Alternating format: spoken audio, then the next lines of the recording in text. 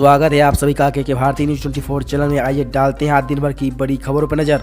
अगर आप चैनल पर नया है तो चैनल को सब्सक्राइब करना बिल्कुल ना भूलें और हमारी टीम को मोटिवेट करने के लिए इस वीडियो को लाइक जरूर कर दें।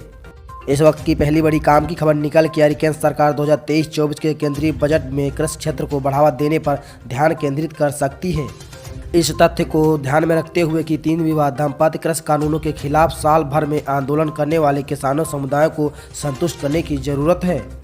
जी हां, सरकार के सामने कई विकल्प हैं। वित्त मंत्री निर्मला सीतारमण ने 1 फरवरी को बजट पेश करेंगी। कृषि मंत्री क्षेत्र को हमेशा एक क्षेत्र के रूप में देखा गया है जिसमें बहुत अधिक राजस्व पैदा करने की क्षमता है। इसी के साथ अगली बड़ी खबर बनाई डालते हैं। पेट्रोल डीजल की कीमत भारत में हर दिन हिसाब से जारी की जाती है।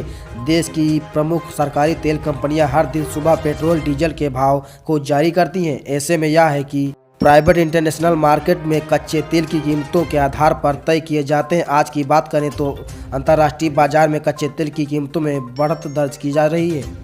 इसी के साथ अगली बड़ी खबर बनाई डालते हैं। केंद्रीय वित्त मंत्री निर्मला सीतारमण 1 फरवरी 2023 को आम बजट पेश करने जा रही हैं। यह मोदी सरकार का आखिरी पूर्ण बजट साबित होगा। इस बजट को लेकर हर सेक्टर में लोगों में उत्साह और जोश का माहौल है। साथ ही रेलवे के बजट पर सबकी नज़र है। आम जनता से लेकर रेलवे में यात्रा करने वाले हर व्यक्ति के लिए बजट काफ़ी खास साबित होगा। इसमें निवेश से लेकर ट्रेन में सफ़र करने वाला आम आदमी सबकी निगाह इस बजट पर रहती हैं। जानिए रेलवे के लिए इस बजट में क्या और ख़ास होने वाला है। इसके साथ अगली बड़ी खबर बनाई डालते हैं। देश में हिंदू मंदिरों में दिल खोल कर चढ़ावा आता है, लेकिन एक मंदिर में ऐसा भी जहां इतना चढ़ावा आया कि गिनने वाले कर्मचारियों को थकान के चलते गिनती का कम बीच को रोकना पड़ा। जी हाँ, मंदिर में आए चढ़ावे की काउंटिंग के लिए काफ़ी कर्मचारियों को लगाया गया, लेकिन वे सभी इन्हें गिनते गिनते थक गए। कुछ लोग बीमार भी पड़ गए, जिसके चलते उन्हें रेस्ट पर भेजा गया। जानिए क्या है इसकी खास बात। इसी के साथ अगली बड़ी खबर में डालते हैं। अडानी इंटरप्राइजेस का फॉलोअन पब्लिक ऑफ आज से खुल रहा है। अडानी इंटरप्राइजेस भारतीय शेयर बाजार के इतिहास के सबसे बड़े एफपीओ के जरिए 2000 करोड़ रुपए जुटाने के लिए तैयार किया है। जी हां, अडानी समूह की अडानी इंटरप्राइजेस का फॉलोअन पब्लिक ऑफर आज से खुलकर 31 जनवरी तक खुला रहेगा और निवेशक इसके एफपीओ में आवेदन कर पाएंगे लोग। इसी के साथ अगली बड़ी खबर में डालते हैं। वैश्विक अर्थव्यवस्था में भारत फिलहाल एक आकर्षक स्थल है और अगले साल 6.7% आर्थिक वृद्धि दर हासिल करने की दिशा में मजबूती से आगे बढ़ रहा है। जी हां, संयुक्त राष्ट्र के एक टॉप अर्थशास्त्री ने अनुमान दिया है कि यूएनए अर्थशास्त्री ने कहा कि वृद्धि दर की G20 सदस्यता को लेकर देश में तुलना में काफ़ी ऊंची है। यूनाइटेड नेशंस के इकोनॉमिक और सोशल डिपार्टमेंट में आर्थिक विश्लेषण और पॉलिसी सेगमेंट की वैश्विक आर्थिक निगरानी शाखा के प्रमुख हामिद राशिद ने विश्व आर्थिक स्थिति और संभावनाएं 2023 रिपोर्ट पेश करने के दौरान कहा, मुझे लगता है कि भारत इस वक्त वैश्विक अर्थव्यवस्था में आकर्षक स्थल है। इसी के साथ अगली बड़ी खबर बनाए जाते हैं। लगातार दूसरे ट्रेंडिंग सेशन शुक्रवार की सुबह अडानी समूह की कंपनियों का स्टॉक भारी गिरावट के साथ खुला। अडानी समूह के स्टॉक बाजार के खुलते ही 19% तक नीचे जा लुढ़का। अमेरिकी के हिंडनबर्ग रिसर्च के अडानी समूह के शेयरों के शॉर्ट करने शेयरों के 85% ओवर वैल्यूएशन से लेकर कॉर्पोरेट गवर्नेंस को लेकर उठाए गए।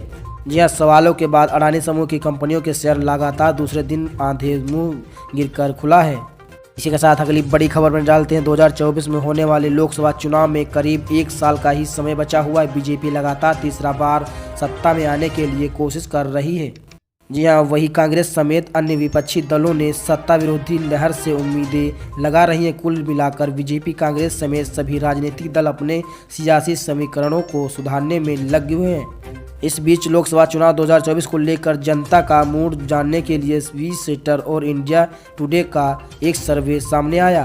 इसी के साथ अगली बड़ी खबर में डालते हैं। जामिया मिलिया इस्लामिया ने छात्रों को फैसिलिटी सदस्यों के अनुरोध पर आज शुक्रवार कक्षाओं को निलंबित कर दिया है। यह जानकारी विश्वविद्यालय के प्रशासन ने दी है। जी हाँ, विश्वविद्यालय ने यह स्पष्ट किया है कि क्लास का सस्पेंड होना बुधवार के विरोध से लेकर कोई लेन देना नहीं है। इसी के साथ अगली बड़ी खबर में डालते हैं। आगामी लोकसभा चुनाव को लेकर सभी पार्टियां तैयारियां में जुटी हुई हैं। बीजेपी एक बार फिर से जहां पूरे बहुमत से वापसी के लिए राजनीति बनाने में जुटी है। जी हाँ, तो वही विपक्षी 2024 में बीजेपी को घेरने की योजना बना रहे। इस बीच देश के जनता के मूड को जानने का दावा करने वाले एक सर्वे आया। सर्वे में इस बात पर है कि अगर अभी लोकसभा चुनाव है तो किससे बहुमत मिलेगा। इसके साथ अगली बड़ी खबर पर डालते हैं। पीएम मोदी की लोकप्रियता किसी से छिपी नहीं है। भारत ही नहीं, विदेश में भी नरेंद्र मोदी की काफ़ी लोकप्रियता का। वैसे तो अभी पीएम मोदी ने रिटायर होने का कोई इरादा नहीं किया, लेकिन एक सर्वे में ये जानने को कोशिश की गई है कि अगर पीएम मोदी को उत्तराधिकारी बनाया जाए तो कौन सबसे उपयुक्त होगा। इसी के साथ अगली बड़ी खबर पर डालते राजस्थान कांग्रेस में सब कुछ ठीक नहीं है। एक बार फिर राज्य के मुख्यमंत्री अशोक गहलोत और पूर्व उप मुख्यमंत्री सचिन पायलट दोनों के खिलाफ बयानबाजी करते नजर आ रहे हैं। जी हां, दोनों लोगों के बीच अनबन का सफर नजर आ रहा है। इस सब के बीच अब अशोक गहलोत 2018 के चुनाव में जीत का श्रेय भी खुद को दिया है। उन्होंने सचिन पायलट को जवाब देते हुए कहा कि कांग्रेस 2018 में सत्ता में वापस उसके पिछले कार्यकाल में किए गए काम के कारण हुई थी। साथ ही उन्होंने इस साल के अंत में होने वाले विधानसभा चुनाव में 156 सीट जीतने का भी लक्ष्य रखा है। देश दुनिया भर के ताजा एवं काम की खबरों से अपडेट रहने के लिए अभी हमारे चैनल को सब्सक्राइब करें। वीडियो को लाइक शेयर कमेंट करना बिल्कुल ना भूलें।